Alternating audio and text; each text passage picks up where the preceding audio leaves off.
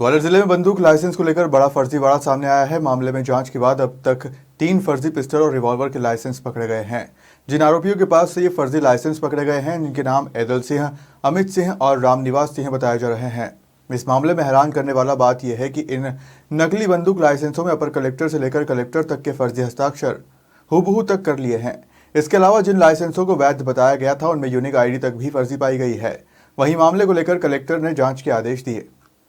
जी, कुछ समय पहले एक दैनिक समाचार पत्र में कुछ फर्जी लाइसेंस बनने को लेके एक समाचार प्रकाशित हुआ था, जिसको संज्ञान में लेते हुए जो एडीएम महोदय हैं उनके यहाँ जांच हुई थी और जिन व्यक्तियों के नाम से फर्जी लाइसेंस बनना बताया गया था उनको कथन के लिए बुलाया गया था।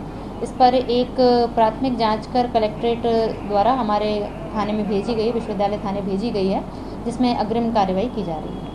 जी, आज एक न्यूज़ के माध्यम से हम लोगों के पास में जानकारी आई थी कि कुछ फॉर्ज टाइप की लाइसेंस की डायरीज़ कुछ लोगों के पास में हैं। इन लोगों को कार्यालय बुलाया गया और एक इंक्वायरी इंस्टेट कराई गई हमारे एसडीएम के माध्यम से। उन्होंने इनके कथन इत्यादि नोट करे हैं और प्रथम दृष्टया ये संज्ञान में आ रहा है कि इसमें ये लाइसेंसेस यहाँ से नहीं इशू हैं, ना ही भोपाल से इशू हुए हैं और इसमें कुछ फर्जी साइन और सील इत्यादि यूज़ की गई है। तो इसके तहत अब एडीएम साहब के माध्यम से हम एसपी ऑफिस को लिख रहे हैं इनके विरुद्ध कठोर कार्रवाई करने के लिए।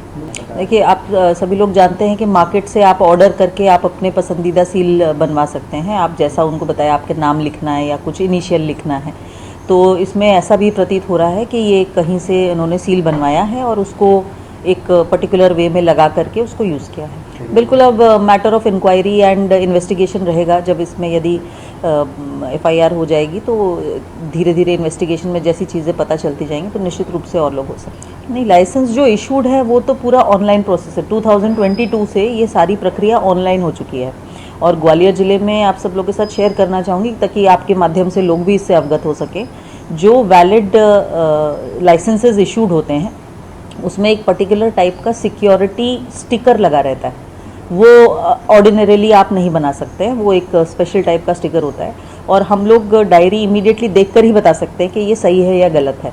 और 2022 से हो गई है तो कोई नई व्यवस्था नहीं है, पिछले 3 वर्षों से यही व्यवस्था है। तो निश्चित रूप से ये लोगों को भी, जो आवेदक भी हैं, उनको भी इस बात का ध्यान रखना चाहिए कि शासन की सभी आप जो भी सर्विसेज होती है उसके सब चीज़ें आजकल लोक सेवा केंद्र के माध्यम से होते हैं, सभी चीज़ें ऑनलाइन होती हैं। तो कोई यदि आपको इस प्रकार की बात बताता है तो उसको आपको निश्चित रूप से संबंधित कार्यालय से पहले कंफर्म करना चाहिए और उसके बाद ही किसी लोगों की बातों में आना चाहिए।